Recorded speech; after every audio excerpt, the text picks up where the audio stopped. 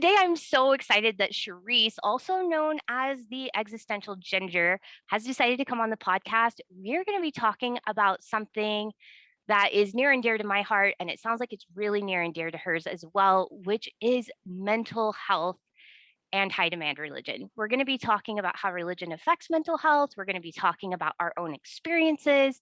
We're going to be talking about how she learned to hold herself through mental health challenges and how she continues to hold herself through that and to keep herself healthy, which I think all of us could use right now in the middle of, a continuing pandemic and all the other chaos that is going on in the world on top of deconstructing religion. So I think that this episode is going to be super fun, and we're just going to kind of flow and have a conversation. And I can't wait to see what comes up and what we discover and have some fun times together, because this is the best, getting to talk about hard topics with someone who understands them, but also can really, it feels really good to connect with someone. So welcome, Charisse. Thank you. I am so delighted to be here. Thank you so much for having me. You're so welcome. Thanks for saying yes. I was telling her that this feels like a win-win for me. I love having people on the podcast to talk to. So I'm not just talking to my clothes in my closet, which is fantastic. Totally get that. Yeah. Yeah. There's a special kind of, it's a special kind of feeling to know you're talking to people, but you're not, and you're like in a closet with all your stuff. Yeah, it's great. But today, I'd like, before we get into things, can you just tell us a little bit about you? She is amazing. She's on Instagram and Twitter and TikTok, and I've been following her in all the places, like creeping on her content. And I want you guys to get to know her a little bit as well. So tell us a little bit about yourself and anything you want us to know about you before we hop into this topic. Oh my goodness. I never know where to start with this. So I guess the cliche beginning to my story is that I was born and raised in the Church of Jesus Christ of Latter-day Saints, aka the Mormons, right? I did grow up in northern Utah, so right near Mormon Mecca there.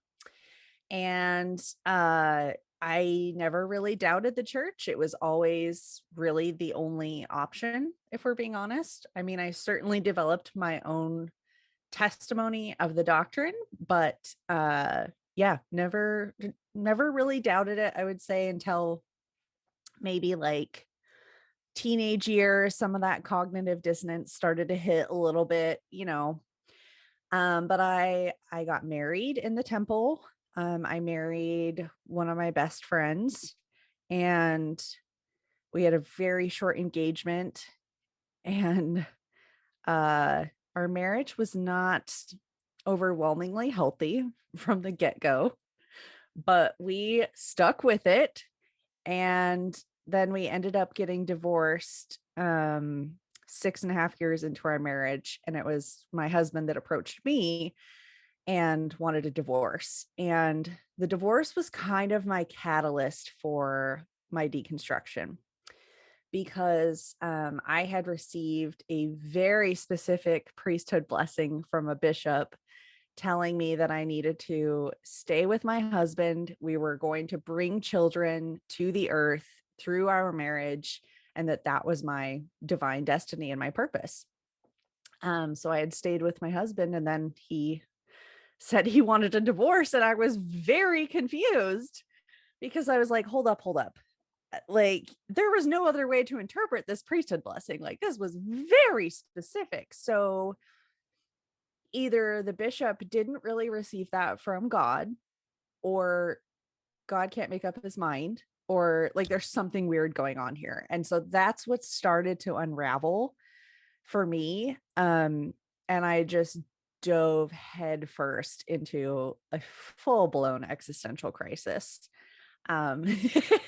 It was bad. I ended up being hospitalized at one point. That was 4 years ago, a little over 4 years ago. And or 5 years ago. We're in 2022, aren't we? Oh my But gosh, I know the time right now. I feel like I'm in a time warp, and I'll be like, no, okay, wait, okay, those 2 years just left. Like, I thought it was three. No, yes. it's 5. Okay. Yes. So, anyways, I mean, there's obviously, this is the Cliff Notes version of the story, but a lot happened in between, but I ended up making the decision to step away from the church, which was very difficult because my entire family is still very devout. And then I had an opportunity about a year after I formally left the church to move outside of Utah, and I jumped on it. I love Utah so much. If you live in Utah, I do love Utah. I just, I was single. My life didn't really have a clear direction. And this was like the perfect opportunity because I was like, if not now, when? Mm-hmm. And I'm so glad that I did, because that was 4 years ago, but the last 4 years have been just a roller coaster ride of figuring out who I am and learning to trust myself. I mean, 10 out of 10 recommend moving 2,000 miles away from everything and everyone you know, as like a crash course in how to get to know yourself and trust yourself. Absolutely. Well, and also a crash course in trying to figure out who you are again after any kind of emotional or psychological trauma. Yeah. For sure. For sure. So now I live in Pennsylvania with my boyfriend and my creatures. I have 2 cats and a dog, and I sell beer for a living. So I have gone like full apostate status. It wasn't planned. It just kind of happened this way, but I like to joke about it because it's like, what's the most ex-Mormon thing I could do career-wise? Let's sell beer. That sounds good. I love that. Oh my gosh. Yeah, between selling beer or like, speaking publicly. You're doing both. You're speaking publicly about religious harm and selling beer. So yeah, Mhm. Yeah. you've One-way ticket embodied to outer darkness. you've embodied the apostate. You've just owned that personage. Yep. Hey, listen, I don't half-ass things. I have to. It's part of our Mormon heritage. You don't It's half-ass things. true. It's so true though. Go big or go home. That's right. Like if you decide to do something, you're going to be the best at it, right? So if we're going to be apostates, might as well be the best apostates, right? For sure. Oh my goodness, we're excelling. We're doing good. Oh, so okay, so you began to deconstruct because of the divorce and you've been on this wild journey before, but you said that mental health was kind of there was a dark time in your past. Did that come before or after the divorce?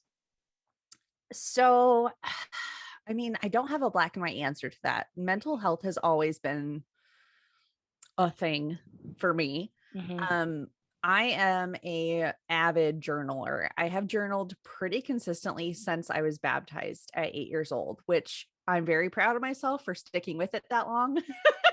But it's very interesting to go back and read my journal entries as a child because there are blatant signs of anxiety and depression and suicide ideation. And it's so sad because I don't honestly know where that came from. Hmm. Initially, when I started to pull away from the church a little bit, I wanted to blame the Mormon church for my depression and anxiety. Like they caused it. It was kind of like a nature versus nurture thing, right? Like this was Hmm. taught to me. My brain was wired this way. And I don't necessarily think that that is true anymore. I don't think I can blame the Mormon church for the chemistry in my brain. I don't know that that's a fair assumption. Um, but I think it's certainly, I think that Mormonism primed me to be extra sensitive to anxiety and depression. So I was actually diagnosed formally in my mid 20s, and started medication and treatment then.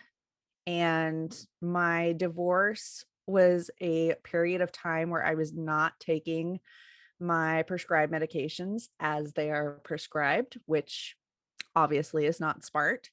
And so the emotional instability of going through a very accelerated and very contentious divorce, mixed with me messing around with the chemicals in my brain and different medications, was absolutely the perfect storm for just horrible things to happen.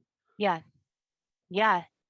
No, I like how you say that you can't blame the Mormon church for the anxiety and depression, but it absolutely primed you to kind of let that bloom and blossom. I don't know if you know anything about my past. I was diagnosed with clinical depression when I was 30.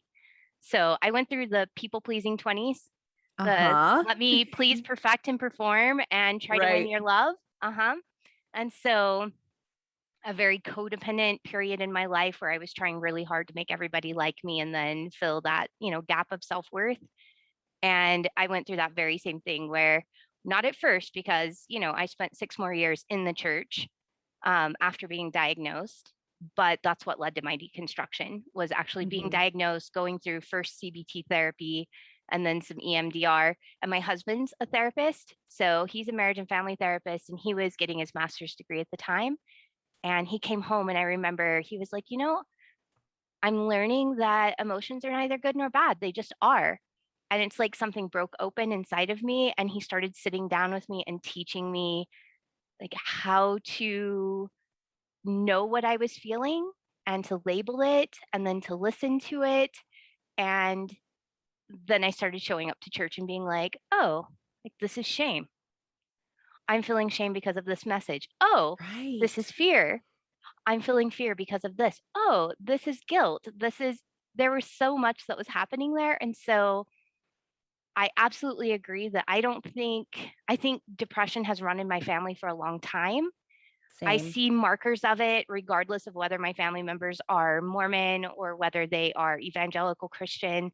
I have a feeling it has a lot to do with generational trauma, Mhm. but Mormonism definitely exacerbated it in my life, my sister's life, and in my mom's life. So I see those markers of anxiety and depression in all three of us, and they look different in the three of Mhm. us than they do, say, in my mother's sisters or their Gotcha. kids' lives, if that makes sense, in Yes. evangelical Christianity. And so they still have it, but theirs looks different. So it's been interesting to have those similar genetics and to see, okay, this is a familial thing. Obviously, there's something genetic going on here. And like yours looks different than mine. Yeah. And the three of us in the family, ours looks really similar. And you still have it, but it's different. So, yeah. Yes, that all resonates with me very much. And Yeah. I'm glad you said that, because I don't think we can have a conversation about mental health and high demand religion without acknowledging what churches teach about thoughts, Hmm. or, because my experience was, there was a lot of conflicting messages about like what goes on in my brain in terms of Mormon doctrine, right? So if it's very binary, so there are good thoughts and there are bad thoughts, there's good feelings, bad feelings, um and the good ones are from the Holy Ghost Hmm. on behalf of God. Those are positive, those are like a yes, a confirmation. And then they can be negative, bad, sinful, and those Hmm. are all from the adversary, right? Hmm. And so you have this cosmic battle happening in your brain at all times, of these two entities trying to fight for which way your brain is going to think. And Hmm. I mean, that in and of itself, trying to comprehend that is insane. But then we also get the message of like, oh, well, you can control your thoughts. If you're having a sinful thought or an impulse, then you can control that. Just change the channel in your brain, or all of those conference talks of like, you have the power to turn this around. And so for me, growing up with anxiety and depression, not having a language around that, not really knowing what it was, I 100% believed there was something fundamentally wrong and sinful about me, because I couldn't just change the channel in my Hmm. brain. And I didn't know why. I was like, why is Satan working so hard to keep these thoughts in my brain? And why can't I push them out? Am I not worthy enough? Am I not righteous enough? Okay, it must be because I'm not worthy enough or righteous enough. So I will read my scriptures more. I will go to the temple more. I will pray more. I Mhm. will self-censor what I'm watching on TV and what I'm listening to. And I won't hang out with this friend anymore. Like, it just became this checklist of like, if I'm not doing everything to the letter that the church asks me to do, then I'm not going to be able to control my thoughts. Yeah, that resonates so much with me because the perfectionism really started spinning as my mental health deteriorated in my late teens and in my early 20s. And yeah, it was a checklist where I was like, okay, what am I doing wrong? Because our brains love a Yes. story. They want to make Yes. sense of the world, right? And when things don't make Yes. sense, they will create a story. And often the story is somehow I'm doing something wrong, or I must be deficient, I must be broken in some way. And so we do all the things to try to fix ourselves and make ourselves worthy or enough in order to make that, to make whatever it is that we've been promised work better.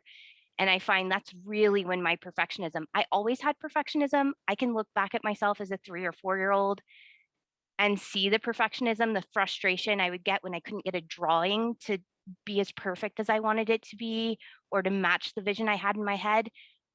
But really, in my late teens and 20s, as I was trying to help myself feel better and feel worthy, the perfectionism really took hold because I was, trying to checklist everything, and just that mask got thicker and thicker and thicker until I just felt like I was in a straitjacket and the real me was tied up in knots. And I didn't feel like there was ever a right decision I could make. I just felt really stuck and frozen. Yeah, Oh, see, this is why we're kindred spirits, because that's right. seriously, and it's absolutely maddening. And I think that's why, I mean, that's why I ended up being addicted to my medication, Hmm. because I got a tiny little taste of like it not necessarily turning off the anxiety, but putting it at bay. And Hmm. I was like, I got to have more of that. If Yeah. this shuts that off in my brain, I need more. Yeah. And so it Because it felt became, good for a oh, moment. 100%. And I think was like, see, Heavenly Father has provided me with this medication so that I can, tell the adversary to get out of my brain. Like, you kind of like gaslight yourself into justifying like whatever the means to the end is. And eventually it just became a coping mechanism to numb myself, because I was miserable in my marriage, but was in complete denial about it. I was miserable at church. I used to take adult coloring books to church because I needed something to do with my hands. Hmm. I would get so sweaty like during Relief Society, and I'd get like very like twitchy, and I could never figure out why. And now looking back, I'm like, you idiot. Like, you were literally having anxiety. Like, your Hmm. body was screaming at you that you were not comfortable, Yeah. but you weren't listening, because it could never be the church that was the problem. I have to be the problem. I love that you brought up that it was in Relief Society where you were getting the sweaty palms. And for those of you listening who are not from a Mormon background, Relief Society is a women's meeting. So it's women Mhm. only. And often the messages, there's a lot of shame and fear wrapped up in those messages. When I talk about being at church and feeling those shame and fear messages, it was often in Relief Society that I was having those experiences, because over the pulpit, it's usually a lot more generic.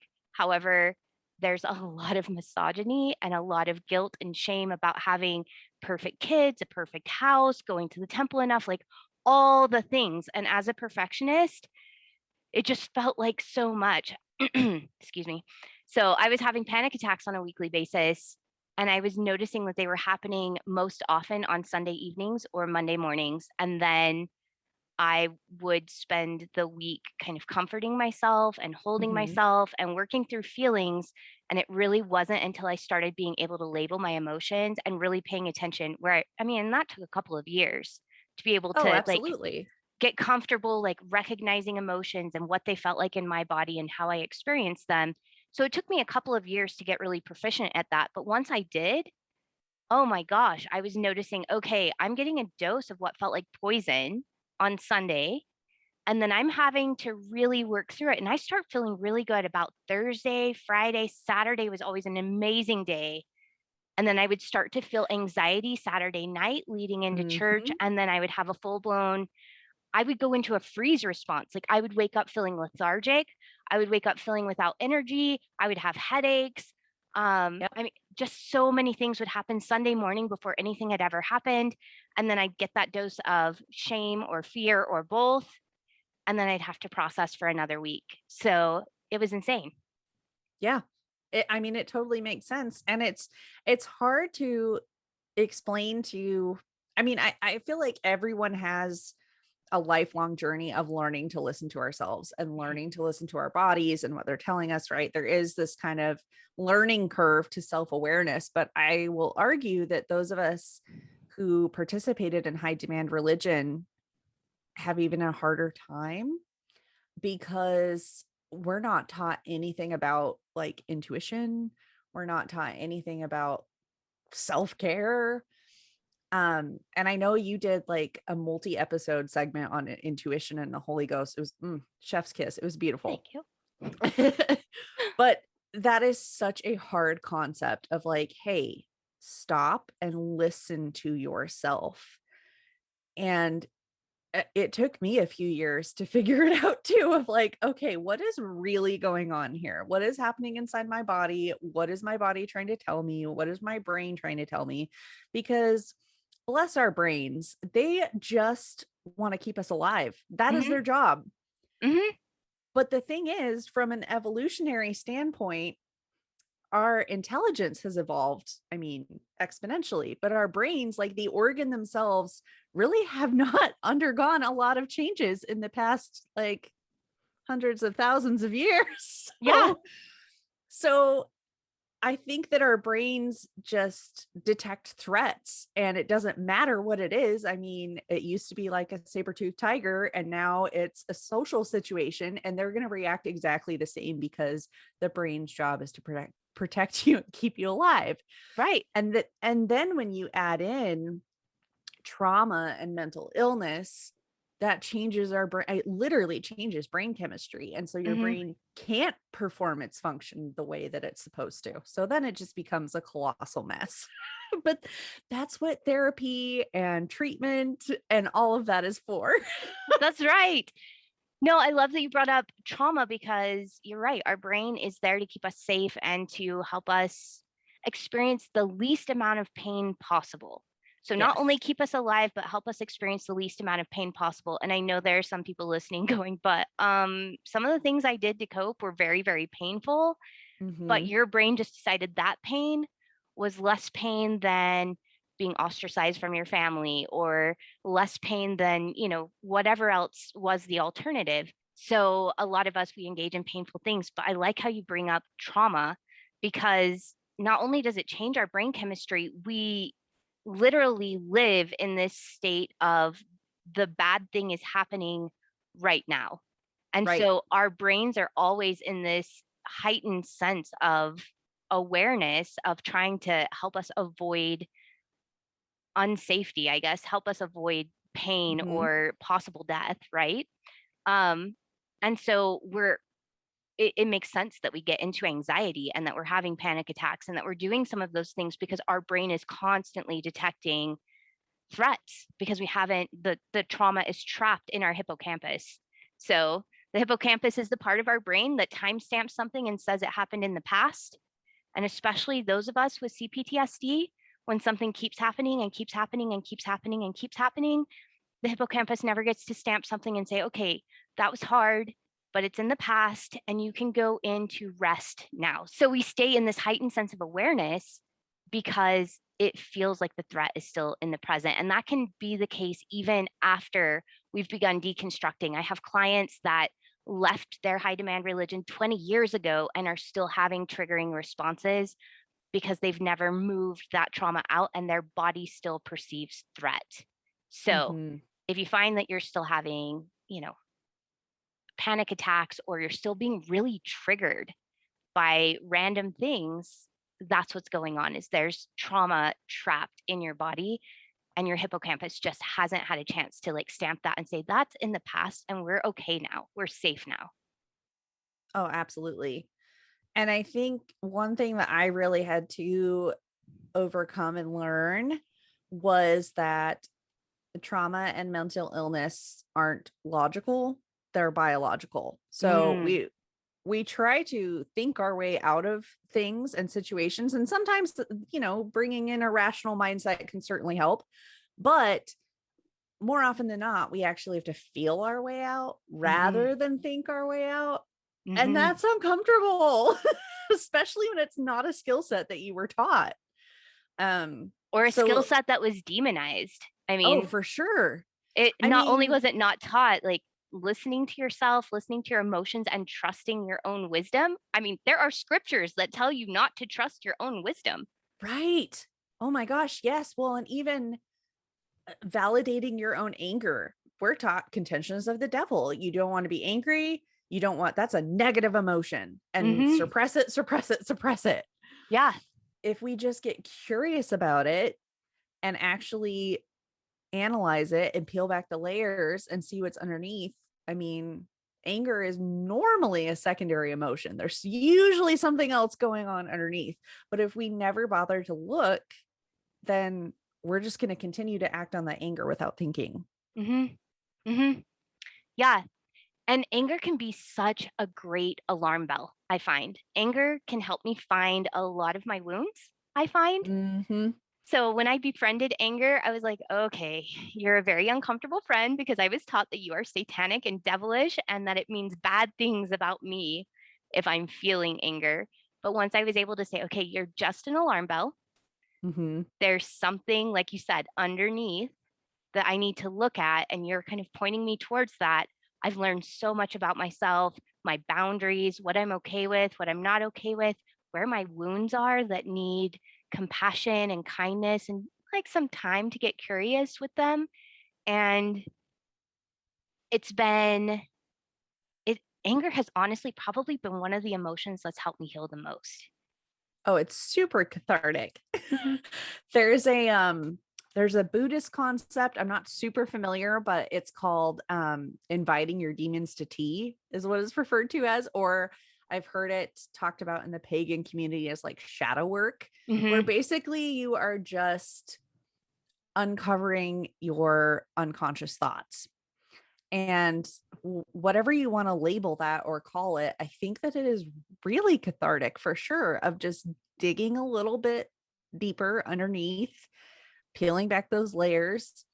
Um, because kind of bringing this full circle to being told that your thoughts are either good or evil, they're either from God or either from Satan. I mean, that was a big part of deconstruction for me, is like, no, I'm not in control of my thoughts, Mhm. and they don't have to fit in this binary world of good versus evil. Mhm. And we can't always control what pops into our brain.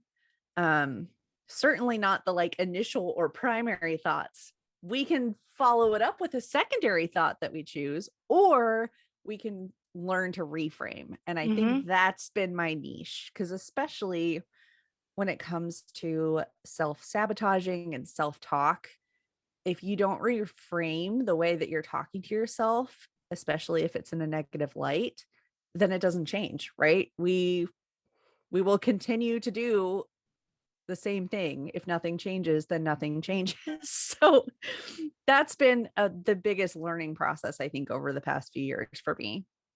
Is learning to reframe. Would you mind walking us through that process? Because I know there are people listening that are like, yeah, I'd like to be able to do that. I don't know how to do that. So how do we do that? Absolutely. Okay, so I'll give you a real world example that just happened before we hopped on this podcast. So, um, I use affirmations when it comes to reframing. Affirmations are positive statements that basically help us to challenge or overcome that self-sabotaging, particularly in the way that we speak to and about ourselves, right? So, for example, when getting ready to jump on this recording, I was nervous. I was like, oh my gosh, Terry is a big deal. Like, she is like a super professional podcaster. I am intimidated. I am nervous. Am I going to sound intelligent enough? Am I going to say important enough things? Like the imposter syndrome just starts to creep in, and I'm like, oh, I'm not good Mm-hmm. enough. And those are the initial thoughts. I'm not good enough. I'm not smart enough. I'm not pretty Mm-hmm. enough. I'm not capable enough. I'm not worthy enough. Right. So those are the things we have to reframe. So I have taught my brain to be like, hold up. I know you said that, but let's counter it with an affirmation. So I literally sat here and was like, I am a badass podcaster. I have important things to say. My voice matters. I am worthy, and I am going to rock this recording. And I know for a lot of you listening, you're like, you sound like a moron. And yes, if you don't sound moronic at first, you're probably not doing it right. Do it anyway, Mm-hmm. because you have to live with yourself forever. Like, your relationship with yourself is the longest lasting relationship you're going to have. So why not make the way that you speak to and about yourself more positive and affirming? I mean, it certainly makes life more enjoyable. So that is kind of my process of how I reframe. I hope that made sense. That does make sense. And I love it. I like thinking of ourselves in different parts. So those thoughts that are really critical and stuff like that, I think of that as messages, like it's a part of ourselves that's trying to protect us from additional pain or judgment from others or whatever. We picked up those things usually as children or young adults, and it's trying to protect us from humiliation. And so it's well intentioned, but its Mm-hmm. messages are not very kind. They're very abusive, self-abusive, right? Exactly. Mm-hmm. So when I can look at that as this is a part that's trying to protect me, and then I like how you talked about the affirmations, the way I like to view that as like my best friend part.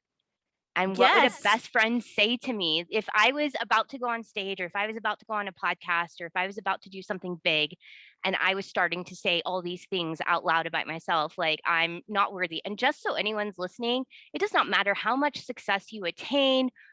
I mean, you could publish a billion books, you could have a huge show. Oprah even talks about this. I Imposter was syndrome is literally still a going big to thing. use Oprah as an example. Yes. Yeah.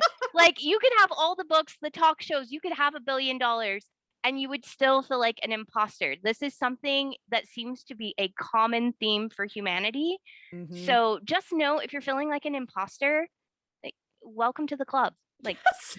You're human. It's going to be yeah. okay. So I had those same feelings interviewing you. I was like, what if I stumble? What if I choke on my spit, which I have been? Just, I'm going to edit that out. But what if I sound stupid? What if I ask the wrong questions? What if my mind wanders? Like all those things. And yet, if I was saying that to a best friend, my best friend would come in and say, no, like you are incredibly intelligent. You have important things to say. Will you say them perfectly? No. Do you know everything? No. But what you do have to say is important and valuable, and you deserve to take up space, and that gets to be good. So I love how you describe that, because I think that is the key to that critical inner voice that is trying to protect us, but is doing more harm than good.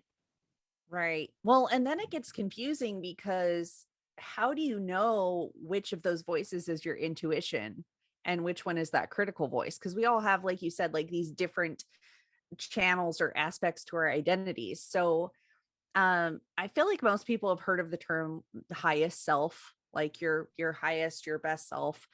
Um, I did not coin this phrase, but I prefer the phrase my favorite self. For some Mm, reason, that resonates more with me. So whenever there's a thought that I'm like, is this my intuition? Or is this like shame Charisse that is like imposter syndrome right now? I ask myself, would my favorite self say this? Would the version of myself who is the most confident, the most authentic, um, you know, just the most content with existing as herself say this? hmm Uh, and that is usually a dead giveaway of whether it's like your inner critic or it's really your intuition. Oh, I love that. That is such a great tool to pull into your toolkit to ask yourself, would my favorite self say this? And can I just say, I love that you use my favorite self because I have a problem with my highest self as well. So my highest self brings out the perfectionism in me. Yes, Hmm. So I don't like that term. I don't like to use your highest self or even your most authentic self because I think all of our different selves are authentic to a certain degree. Like they're authentically trying to exist in the world and be safe and accomplish things and absolutely. all of that. Even our perfectionist self, I think, is being authentic. Like I felt like I was being authentic when I was pleasing, performing, and perfecting. I was just doing my best Same. to survive and get my needs met. Hmm. Yeah. So I had a listener actually point that out and say, "So when you say authentic, what do you mean?" And we had this like 2-month conversation about authenticity. And I was like, "You're right. I was being authentic when I was pleasing, performing, and perfecting. At that time in my life, that was authentic." Oh, absolutely. I don't look back at my experience as a Mormon and say like that was really disingenuous of me. No, I was 100% being genuine. I really did. I was all in and that was my authentic self at the time. Now, did I filter myself a little bit? Absolutely. Yes, I did. Am I still learning how to unfilter myself? Absolutely, I am. Mhm. Same. But yes, I agree with you. And I think that's why I'm very picky about words and meanings. I think that I mean words matter to put it quite simply. So my favorite self, I don't remember where I heard that. I saw it somewhere on the internet and I was like, "Oh, like that. That resonates with me." No, that is so good. I love checking in with your favorite self and asking, "Is this something that version of me would say?" Because that version of you may give you warnings about, "Hey, this feels iffy. This feels a little off," because that's what a good friend would do. Or it might Absolutely. be like, "No, go for it. Like, what's the worst that could happen? Like, you make a mistake and then you learn from it. That's okay. Go, go, go." So, yeah. Absolutely. All right. So, I'm gonna ask you this, and if you don't feel comfortable, you know what? We'll put a trigger warning at the beginning if you do feel comfortable. I want to talk about suicide a little bit. I want to talk about Yes. when mental health gets to that point where we start contemplating taking ourselves out of the world and not living anymore because the pain becomes too great. And I know that that's something that you said, has been part of your experience. It's been part of mine as well. So I would love to kind of get into that and talk about anything you feel comfortable talking about. Yes. Yes, I'd be honored. I I think first of all, there is a lot of obviously stigma around suicidality. It is being talked about more. It is being brought more into the forefront of conversations by celebrities and, national mental health organizations. And that is wonderful. I want it to keep doing that. But I think that we have kind of a narrow definition of what that word means. So if someone is suicidal, they may be thinking like, I want to end my own life, but that is not the only thing that would make a person suicidal. So for me, that thought was never really a conscious thing. Mhm. It was more like being alive is so hard. Mhm. Existing is so hard. I am a burden to everyone around me. I am not enough. Those are the thoughts that drove me to a super, super dark place. It wasn't thoughts of self-harm or anything. And I'm not saying those aren't valid. They absolutely are. I'm saying that it's going to look differently for everyone. And I think that the assumption that someone who's suicidal will only be thinking that one track is untrue. Mhm. I love that you bring up, I hate and love, I guess, that you bring up that it's this idea of I am a burden to everyone. I mean, that really resonated with me, this idea of I am a burden. And if I weren't here, other people's lives would be easier. Yes. Um, that kind of I would start to fantasize almost about what would my loved ones' lives be like if they didn't have to deal with me. This was Yes. especially true in the middle of clinical depression, where I felt like a huge burden. I mean, I had to fly my mother-in-law. I was living in England at the time. My husband had been deployed for 10 months. I was raising a toddler. It was freaking dark there all the time. I was being asked to do a lot of things at church that were beyond my capacity. And because I didn't know how to set boundaries and I didn't know how to say no, I didn't know how to Right. listen to myself, I didn't know how to care for myself. I fell into a really dark place. And then I had to fly my mother in law over to watch my child so that I could go seek out mental health help. And I just remember thinking, I am a worry to my husband and I'm a mental burden to him. I'm a burden to my mother. My child would be better off with a mom that was happy. Mhm. And I started spending like daydream time, kind of fantasizing about what their lives would be like if I wasn't in it. And it was this fantasy that their life would be much, much better without me. Yeah. So that really resonates. No, I think you hit the nail on the head. I mean, like I said, I have journaled and I can look back and be like, "Oh my gosh, I was literally suicidal." But I think especially during my divorce, my entire identity and purpose was wrapped up in being a Mormon wife and Hmm. potential mom. Hmm. And so when that aspect of my identity was taken away, I was like, I literally have no purpose. I literally have nothing. My entire life has been lived to be this person's partner, be this person's companion, grow old with him, raise children with him. Now he doesn't want me. I don't want me either, was Hmm. basically my mindset. Hmm. And uh I mean it's very hard to explain that frame of mind to someone that hasn't necessarily experienced it because there really aren't words. It's not something that you can articulate. It's something that you feel. Yeah. A- And so I know there's a lot of people that say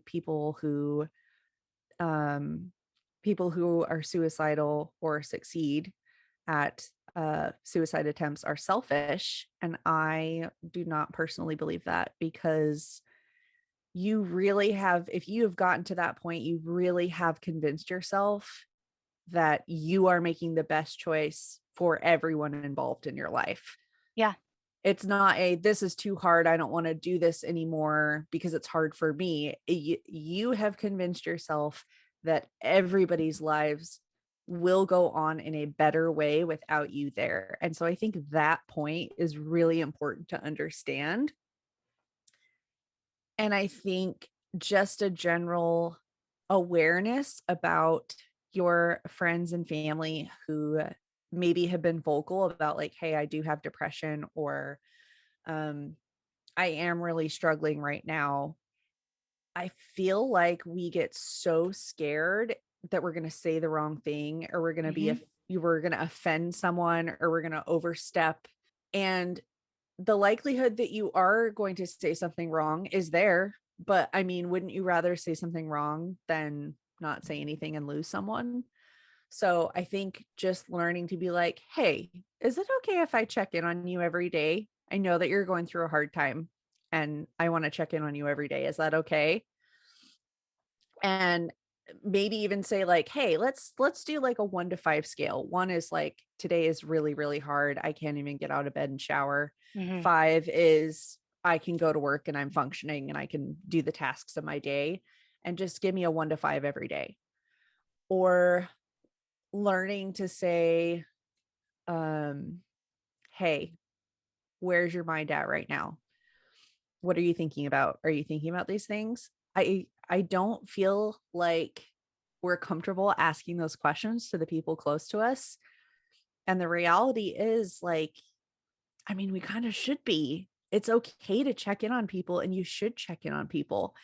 And I know I always see the National Suicide Hotline being shared everywhere, and I love it. I've utilized that hotline, so by all means please keep sharing it, keep it public. But I do think we have to be more involved than just that.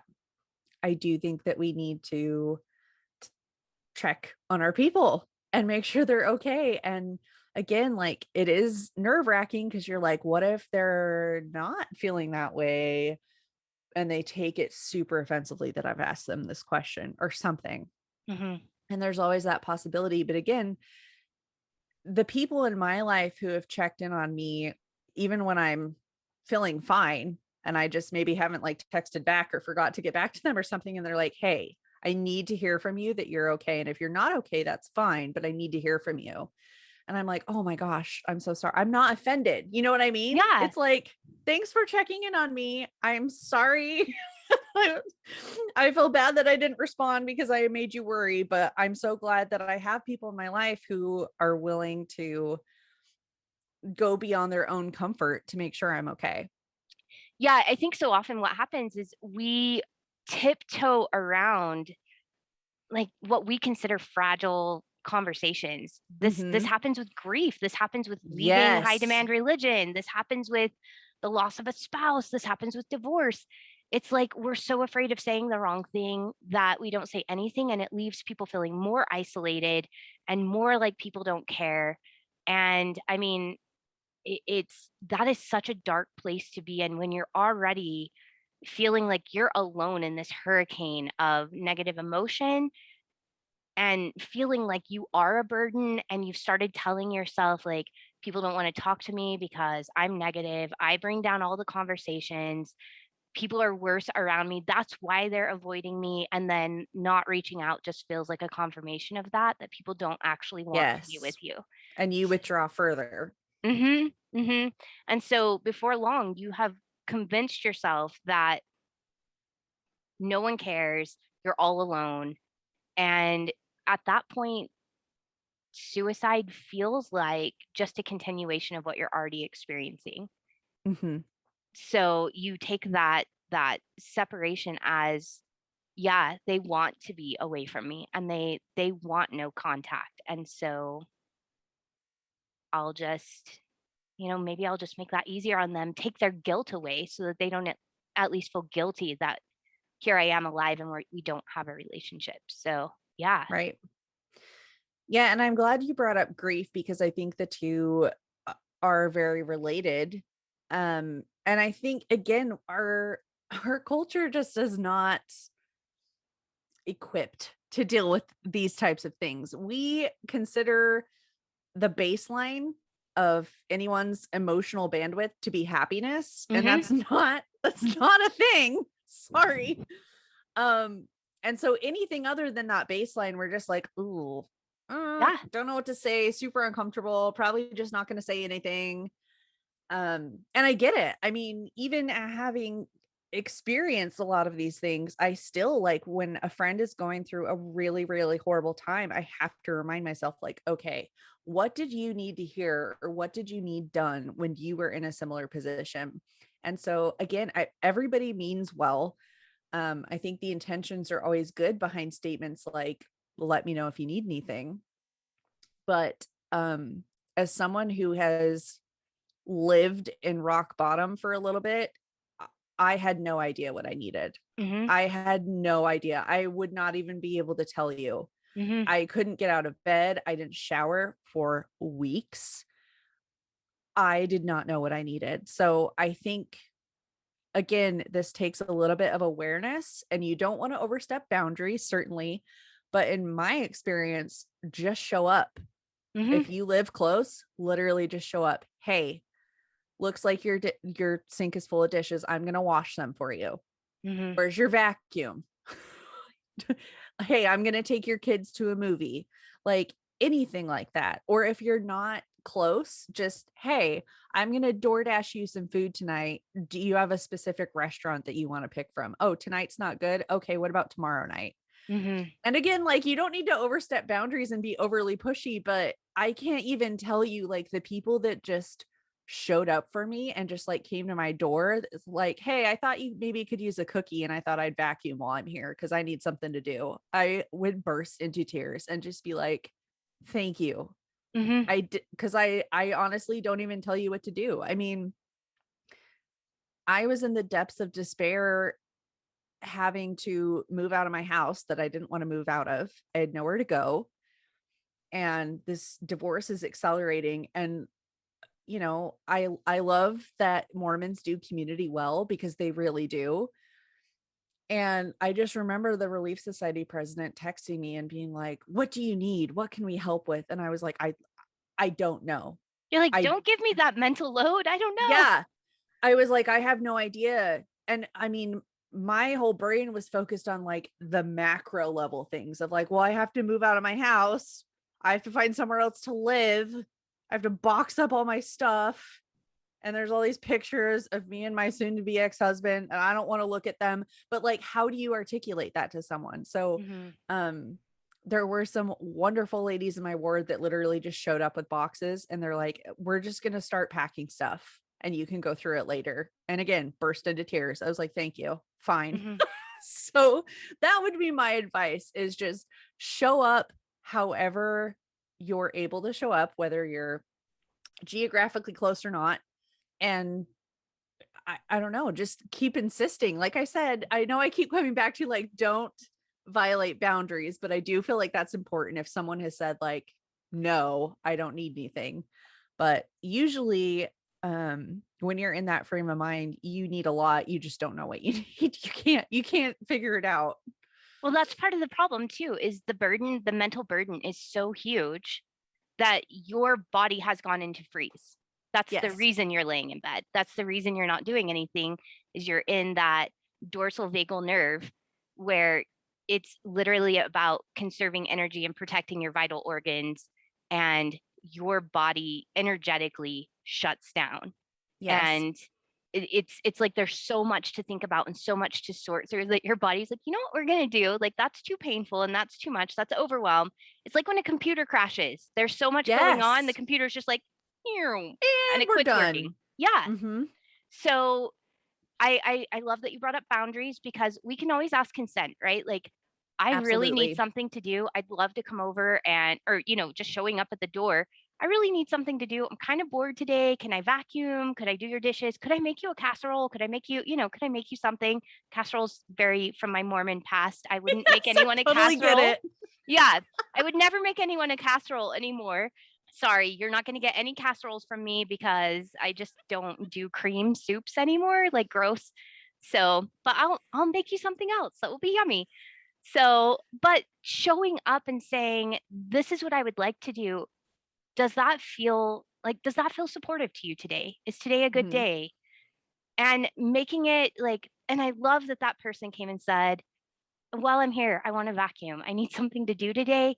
It made it feel it was about them. It wasn't about me suddenly. Yeah. And I wasn't like, oh my gosh, my house is disgusting. I'm so embarrassed. Which can add that additional shame. And yes. But they were literally just like, where's your vacuum? I'll vacuum. I need, I've got all this pent up energy. And I was like, oh, thank you, because I can't even get myself in the shower, let alone clean my house. Absolutely.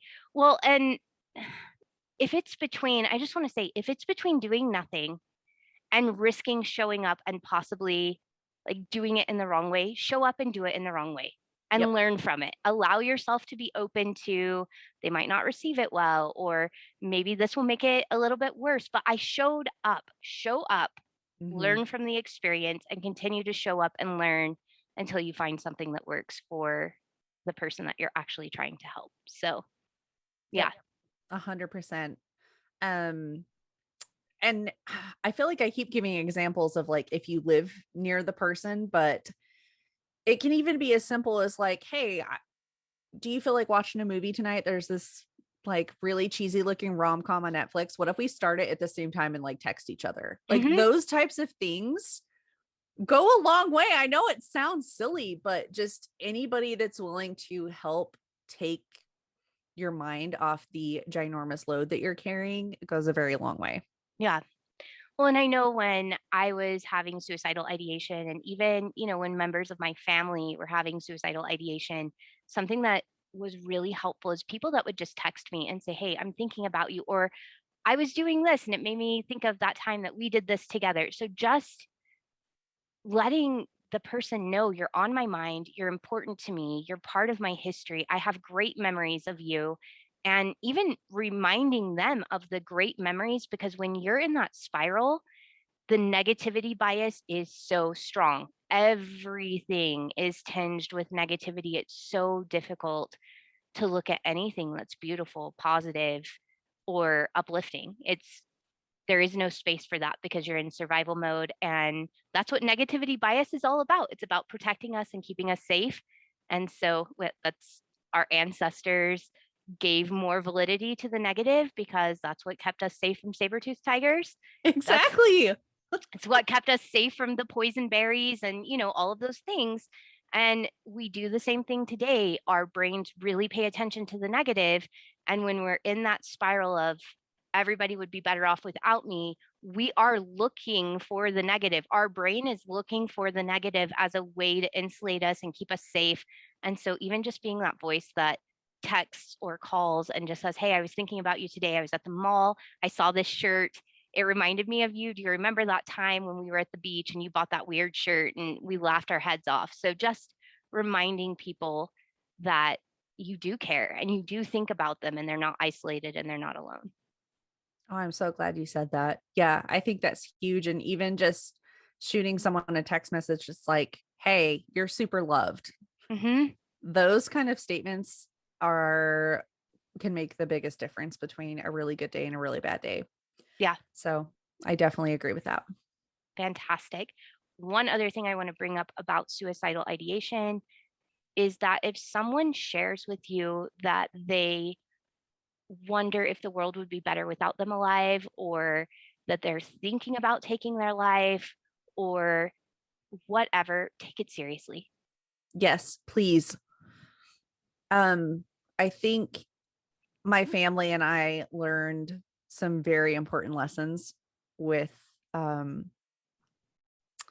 warning signs. Mhm.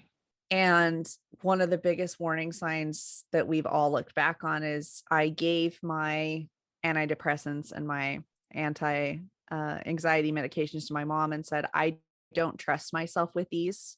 Will you please give them to me every day? Give me my dose every day.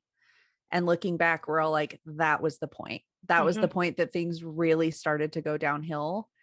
Um, and I mean, maybe that wouldn't be the case for everyone, but certainly for me, that was when I was like, I literally can't even trust myself anymore Mhm. because it's gotten that bad.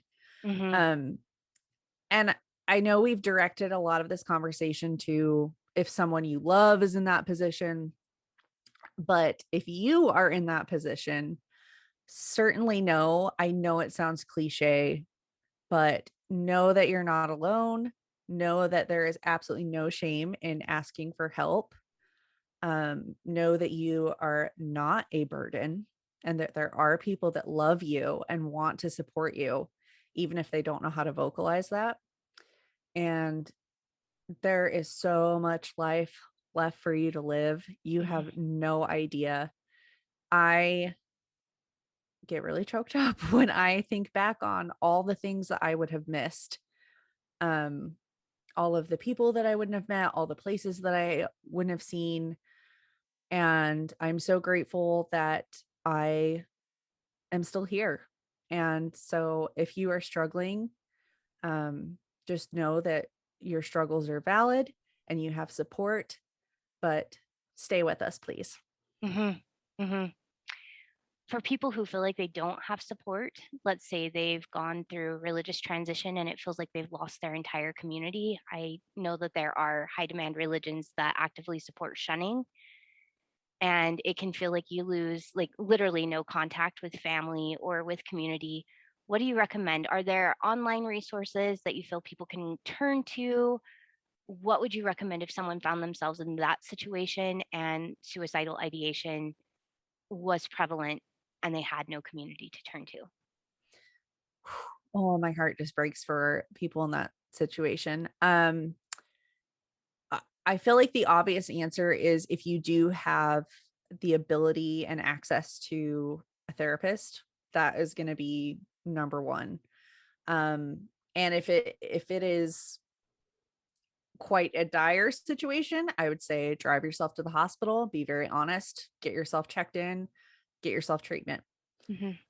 Aside from that, here in the United States, we have NAMI. I think it's the National Alliance for Mental Illness, NAMI. They're a great resource because there are a lot of community outreach programs, a lot of community funded support groups and things like that, so that you can find something in your area and get some help. Thank you. Thank you. I know that that means a lot to people. A lot of my clients are in situations where they are utterly alone and are rebuilding communities. So, It's so hard. yeah, it is. Also, if you're listening to this podcast, reach out. Reach out to Charisse or to me. If you need someone to talk to and you're like, I need to talk now, I want to hear from you. I'm sorry, I just volunteered you. I should have asked you first. But No, absolutely. yeah, And please understand, I'm not a like licensed social worker, therapist in any way. But I am very talkative and I'm a good listener. So yeah, yeah. And so we're here. We want to hear you. We want to, we want to sit with you in and provide community for you at the very least so that you don't feel alone and so that you can voice what's going on for you. A lot of times that's one of the first steps for allowing yourself to process depression, process those thoughts that often put us in the really dark places. A lot of them are shame driven, and shame hates to be spoken. It can't survive yes. empathy and it can't survive being vocalized, having words wrapped around it. So if you need to, my gosh, please contact us on our social media accounts, send us a private message, and feel free to text or to send voice messages and just talk about what's going on. So it feels like a privilege to get to sit with you and to hear what you're going through. It always makes me feel incredibly grateful that you feel safe enough to share Hmm. that with me. It sorry, I choke up with this. It means that I'm showing up in the world the way I want to show up, that you would feel safe sharing something like that with me. And so please let both of us be a listening ear for you where you can vocalize your thoughts and where you can have them met with compassion and with empathy, because that alone will begin to lighten the burden at least a tiny bit while you're seeking more community, more support, therapy, whatever else it is that you need in order to address the underlying concerns underneath the suicidal ideation. Absolutely. Very well said. Oh, thank you. Oh, I know we've covered some really heavy topics today, but these are important. They are things that many of us go through, many of us work through, many of us have experienced. And if we haven't personally, we often know people who have, especially coming from high demand religion. The atmosphere in high demand religion, the indoctrination that we can't trust ourselves, the culture that can feel unsafe so that we mask or that we put on a pseudo identity in order to feel safe and to get our needs met. All of this can lead to mental health issues. Hmm. And over time, the longer that we're living in this sort of cycle of putting on a mask and living in ways that filter who we authentically are, the deeper those problems can get. And I'm so glad that we were able to cover suicidal ideation and what to do if you know someone, and also what to do if you are that someone that's experiencing that, and that there is no shame, and that there are resources and people who want to help. So thank you so much, Charisse. This was a fantastic conversation, and I feel like I learned a lot from you today. So thank you for sharing your wisdom. Oh, thank you so much for having me on. I haven't had much of a chance to talk about this particular topic, so I was really excited. I was too. It Whenever you said I'd really like to talk about mental health, I was like, "Oh, please. Yes, please. Let's talk about that." It's kind of a big deal. It's a really, really big deal. And the fact that you and I are both here with our own personal experiences with clinical depression or anxiety, as well as suicidal ideation, I think says a lot that we've got, two people right here and we've had really, really similar experiences, and probably know several other people who've had really similar experiences.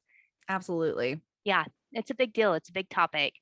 So thank you so much for joining me today. And you guys, if you're not following the Existential Ginger, you need to, because she makes amazing TikToks and she's got a great sense of humor and she's super sarcastic, which I like. You don't get that much from me on the podcast. You get my coach side, but I'm wicked sarcastic. Like, we are crazy sarcastic in this house. We are really irreverent in this house. So you don't get to hear that very much, but I love her channel because she like speaks to my soul. So Thank you. you're welcome. Head on over there. I'm going to put all of her details in the show notes. But before we do that, I'm going to let her tell you what her handles are on TikTok and Instagram and Twitter. The girl's got so much good stuff to follow. I retweet her stuff and like share her stuff in my stories because seriously, it's really that good. So go ahead, Charisse. You're so sweet. Thank you. I think you can find me anywhere by searching for the Existential Ginger. I spelled existential wrong for the first 2 weeks that I had my Instagram. So if you spell it wrong, zero judgment. I think the only place that my handle is not the Existential Ginger is Twitter because it wouldn't fit. So it's Existential Ginge on there. I love it. I had to do the same thing on Twitter. Emancipated Molly wouldn't fit, so I'm Emancipated Terry over there. I wish Yep. they'd give you a couple more letters. Come on. I know. I was like, I wanted to be consistent and you're making this really hard. Yeah. Yeah. Agree. Come on, Twitter. Get with the program. Yep. So, got to get that brand consistency. Come on. Oh my gosh. Well, guys, go over there and follow Existential Ginger. Get your daily dose of just really great content about deconstructing and about healing and some really great laughs as well. She also has a podcast. She has a I podcast. do. Yeah, talk about that for just a minute as well. So surprise, it's also called the Existential Ginger. And it's basically just a more in-depth version of what I do on the socials. There's no roadmap. The topics are all over the place because that's how my life is. So sometimes I have guests on. A lot of it is deconstruction focused, but I just started season 2 and we are going to get a little bit more philosophical this season. So we'll be exploring some big life questions and what different philosophies, religions, and schools of thoughts have to say on those. Yeah. So I'm very excited and I'd be honored if you join me over there. Oh my gosh, I would love to. I love that you're getting more philosophical this year. It's funny. I just told my listeners in this week's podcast, I was like, so last year I had a plan for the whole year because I'm very type A that way. And I was like, and this year I've sat down with that several times and that's not going to happen. Like, I'm getting a very intense feeling that the podcast is going to take me on a ride, not me take the podcast on a ride. Like, it's going to tell me where it wants to go this year. So I'm just here for it. So here we go. So yeah. Love Yeah. it. Oh, well, I can't wait to hear what podcasts you come up with and what great things you talk about because I do learn so much from you. And I'm so grateful for community of other people who are in the deconstruction zone and learning things. I feel like all of us together, we're able to bring value to one another and then value to our listeners and our clients and social media followers and all of that. And I'm so grateful for the community because, when I left 5 years ago, when I left Mormonism, there was very, very little of that. There was the Reddit community and that was it. So same. Yeah, I remember being like, oh, there's these 40,000 people over on Reddit that I can listen to. And now there's all these resources. So I love being a part of that with you. Thank you. Same here. Yeah. Well, thanks everyone. And we will see you next week. I'd love to hear what you think about this on the Facebook group, which is Emancipate Yourself over on Facebook. And honestly, anything you want to bring up or any topics that this brought up for you where you're like, I need to know more about this, let us know. If you want to hear more from Existential Ginger as well, let me know what questions you have for her. And maybe we will do another podcast in the future where we get to talk about those because I've had a lot of fun in this conversation. So we will see you next time.